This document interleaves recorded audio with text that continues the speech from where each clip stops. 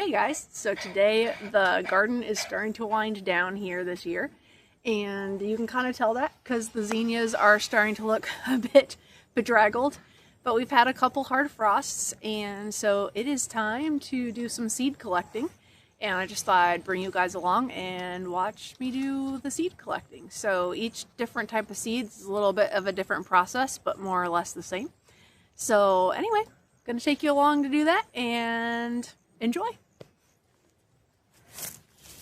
So these first flowers that we're going to be collecting seeds off of are these, I guess you could call them dwarf cosmos. I thought it was really interesting how well they did and how small they were. I've never seen a cosmos similar to this. I've only ever seen the ones that get tall and really kind of spindly. And these actually were almost more a little bit of a bushy kind of a variety. First of all, we've got our paper bag. Important to use something that's not plastic for storing your seeds in so that they don't mold. So I've waited till these got bone dry and they literally just fall off with just the tiniest little flick. And you get all of these little spiky seeds. And all of those are going right into the bag. So basically anywhere there was a bloom, you look here, it's got these just giant, almost sharp spikes. And they pop off. And I feel like that is typical when you're gathering seeds. If things don't just come off with very little effort, they're probably not ready to be harvested yet. So these are definitely ready to be harvested. You also want to wait till they've been, out exposed to the sun on a nice dry day. You don't want to gather seeds like the day you've had a big rain, because you will end up with some issues, probably with some mold if they have residual moisture. So today was actually a very sunny day. It hit around the 60s. So it was a good day to come and do this because these are very, very dry now. And that is going to be excellent for collecting the seeds and making sure they don't have any residual moisture.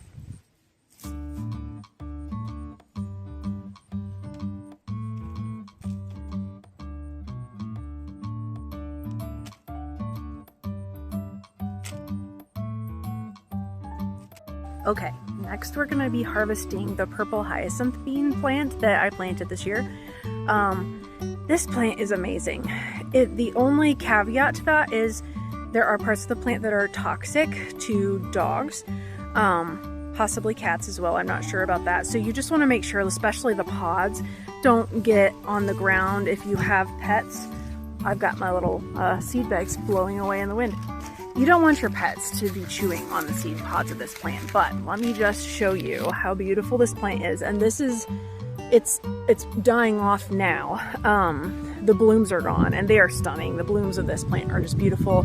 This is the purple hyacinth bean plant and it is stunning. And it even climbed onto our clothesline, just beautiful. And it puts off big spiky blooms that look similar to a sweet pea, I would say. Really pretty shades of purple. But right now, it's got its pods. So here you go. You can get a little glance of the pods. These are fairly fresh pods. They're actually quite pretty. You could even put these in a bouquet. But again, you don't want your animals chewing on these. So I just kind of make sure they're not falling on the ground. But yeah, so these are pretty fresh pods. You wouldn't want to necessarily harvest these seeds, I don't think, just yet. As they start to age, they're getting a little more pale and even getting some brown spots on them. This means they're getting a little closer, but they're not quite there yet. So we kind of get to this nice pale color. And then I'm going to see if I can find some that are about done. The next stage you're going to get to will be something more along these lines. So once they're really dry and they're totally brown, that's about when you're going to want to go ahead and pick these. So these, I can even feel there's maybe a little moisture left in this bean pod, so I'm going to leave it a little longer. I'm not sure if I'm going to actually harvest these today, but when I do harvest these, they are, I'll see if I can show you what they look like. There we go. They're just so pretty. They're this dark, they will eventually be, I think, solid black seed, and then they have this stunning white stripe that goes across the seed. So they're a really pretty seed as well, which is quite fun. But yeah, you plant just a few of these and you'll have just a giant vine. This is the next thing we're gonna harvest.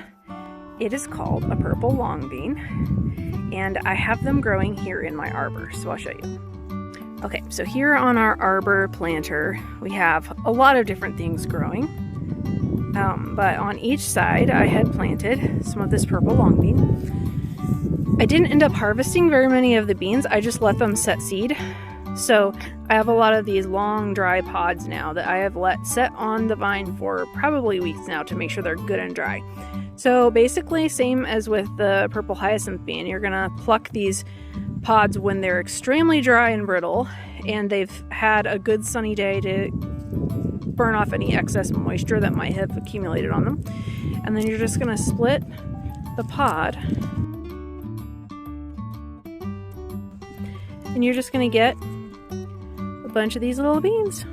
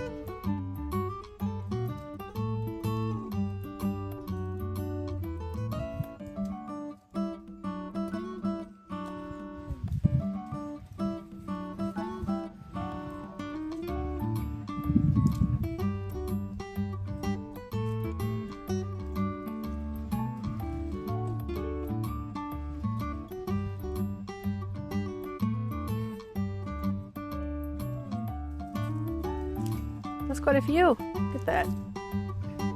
Those are each going to have a lot of seeds in them. The last two things I'm going to be harvesting today are my calendula and also my nasturtium. They have two very different types of seeds, so it'll be fun to show you both varieties. This is my patch of calendula. It's still actually doing quite well at the moment, even though we've had 2 hard frosts. So I'm pretty impressed with how vigorous a grower this is. I plan to leave the calendula in this part of the bed. So if you have a plant where you know you really like where you've put it and you want it to come up next year, you can just scatter the seeds in the ground and let them be, and they should come up next spring. You can also gather them so that you can plant them in other areas. And then right in front of it is the nasturtium.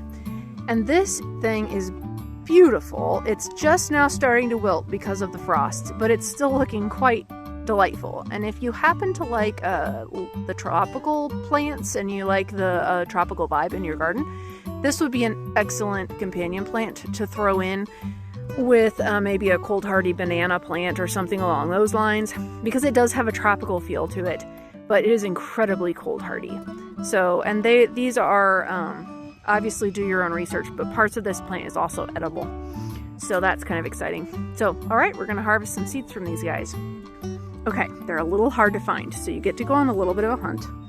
And I'm curious to see, because I harvested them just a couple days ago, if we have any that are ready. All right, we've got some little guys here.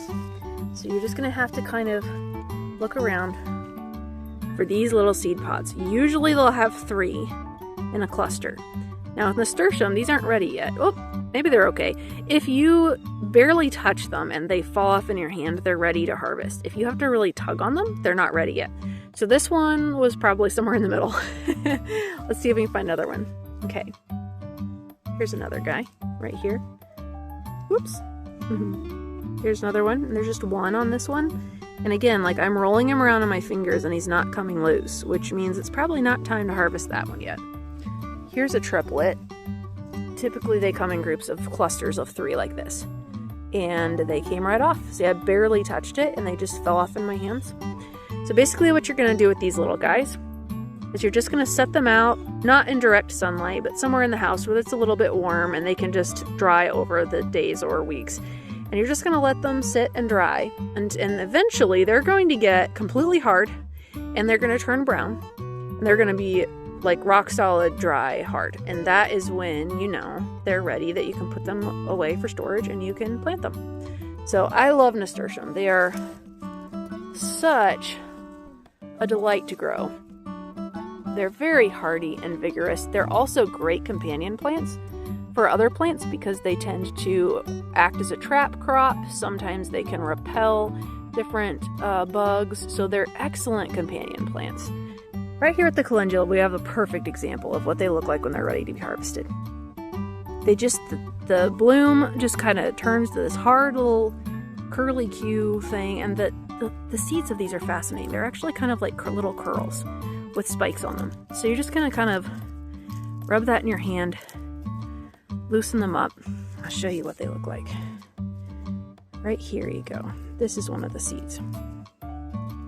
So this little spiky curl is actually the seed. Isn't that cool? So for example, in this bed, since I want this here next year, I'm just gonna throw these seeds in and let them scatter. I'll do that a little bit, and then I'll collect some of these for next year as well, in case I want to, I got a little bug friend, in case I want to plant them elsewhere also, because they are also a really good companion plant. So I try to pop a little bit of calendula here and there with my vegetables, etc.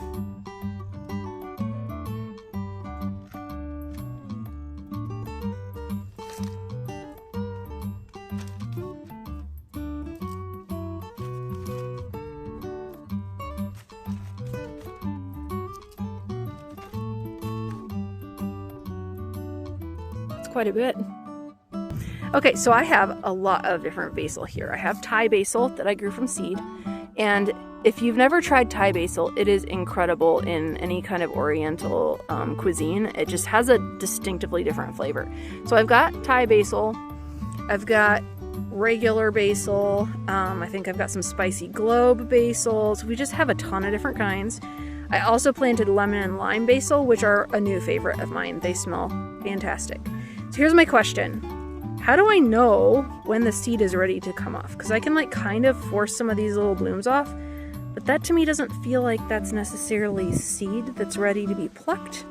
So I'm a little confused on where the seed lives here, or if perhaps maybe it's already fallen off into the flower bed, which is fine.